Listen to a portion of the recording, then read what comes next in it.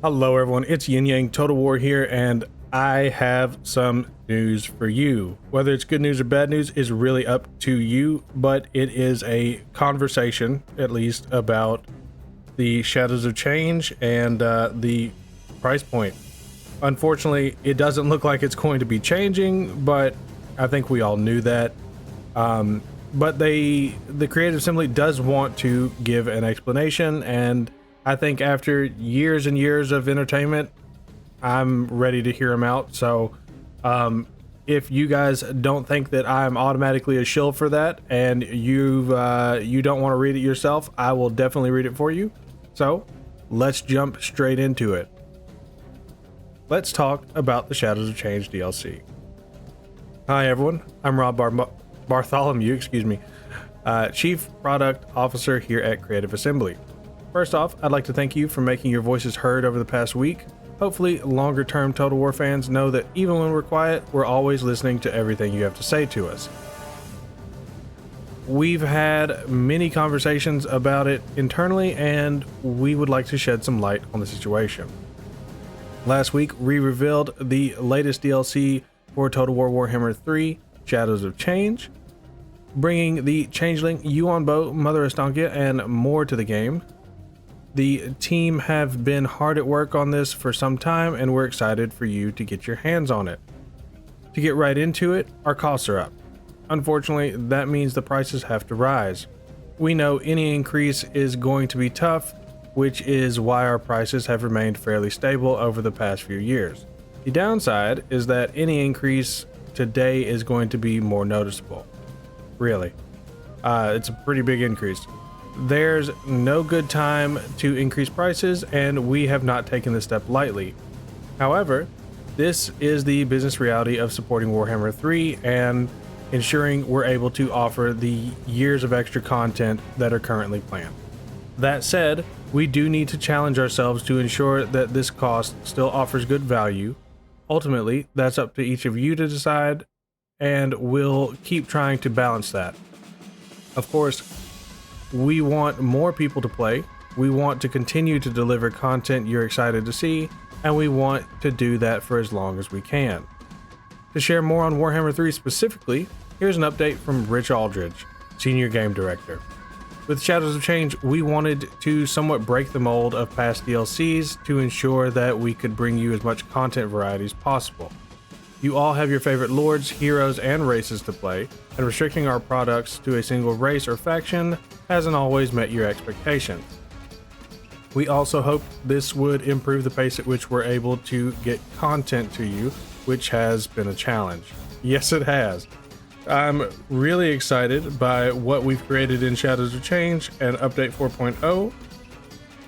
The Changeling plays like no other in the series, scheming and tricking your enemies into conflict with one another whilst leeching off other settlements feels great, and we really hope it opens up new gameplay opportunities. I'm equally itching to see how you get on with Yuan Bo, the Jade Dragon, and Mother Estancia, two new characters for the Warhammer series, and the Warhammer world, both of whom have their own agendas and are ruthless in their actions. Talking of the patch, it offers a host of fixes as you might expect, including Nakai once again being able to use his Croxagores, Bretonnian Vows now progressing correctly in campaign for damsels, ranged units no longer running headfirst into melee when out of ammo, and Cathay legendary lords now having magical items. Ooh, that's cool. Or is that something that should have been and it's just broken? I play with a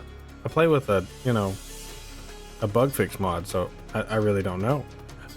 Anyway, but that's just a few of the changes. Look out for our full patch notes closer to release. To wrap up, I can't stress enough how much the team and I want the best for the game, and to provide you with fun, memorable experiences. Changing the content formula and making other improvements behind the scenes is designed to help us do exactly that. We'll keep assessing and iterating as we stay on this path. Ooh, stay on this path! I know he means that like staying on the path for Warhammer 3, but it does kind of sound like Like, hey, it ain't changing, guys. Get used to it. Anyway, we're here. We're expensive. Get used to it. Anyway, thanks as always for your support and voicing your concerns. Both are important to us. I hope you enjoy Shadows of Change once it's in your hands. So, to recap, we know this is a tough change for some of our players. We know this may mean some of you wait for future discounts or sales. And we know that this explanation does not make the situation easier. But it's important for you to hear from us, and we hope that if nothing else, this clarifies why this decision has been made.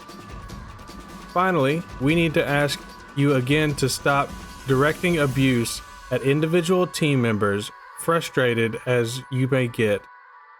These are human beings who spend many hours representing you and your voices within the studio. All of our work gets easier when they are treated with respect. Okay, so price isn't going to change. Obviously, that was never going to happen. So, what music to play with Grimgore, right? Anyway, we knew that wasn't going to happen. I hope that the fixes and changes are really going to put this game back on track to how it should be. Chaos Dwarfs were amazing. Patch 3.1 kind of busted some things. And I'm hoping that patch 4.0 really fixes everything up. That being said, while their explanation is just kind of, hey, unfortunately it is what it is, we're doing the best that we can. Guys, I have to stress what they're stressing. You cannot beat up on the people who are representing CA out in the forums. I don't know who's doing this. I don't have a whole lot of time to watch as people watch the Discord channel, watch the Reddit, especially. Nasty place. But what I will say is that there is no reason to beat on someone for doing their job. Right? I'm sure that when they launched that price, there was some guy or girl, creator over at Creative Assembly who said, well, you know, I could have made six Ungle units instead of the thing in the woods had I known that we were going to charge this much for 9 units. Or is it 11 units? I can't remember. But you get what I'm saying, right?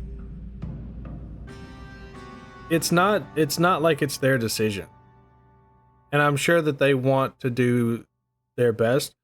And they don't want this game to die just like you and I don't want this game to die.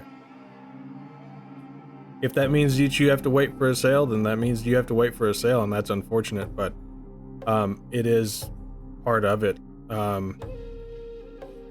This is an expensive hobby that we have, and it is, and hopefully it's not going away anytime soon. But with that said, as always, I hope I don't lose viewers just because I don't want you guys beating up on the nice people who represent Creative Assembly because we can't yell at the suits behind it, right?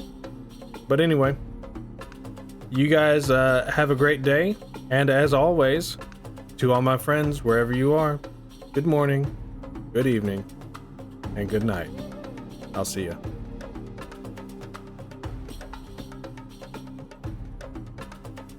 Thanks again to everyone for watching. I really couldn't do this without the support of my family, friends, and everyone who is helping me take my dream of becoming a content creator to the next level. I believe this channel will only get better as time goes on, so if you want to aid me in this journey, all I ask is you do what the kids say. Comment, like, and subscribe! Thanks guys, and we'll see you in the next one.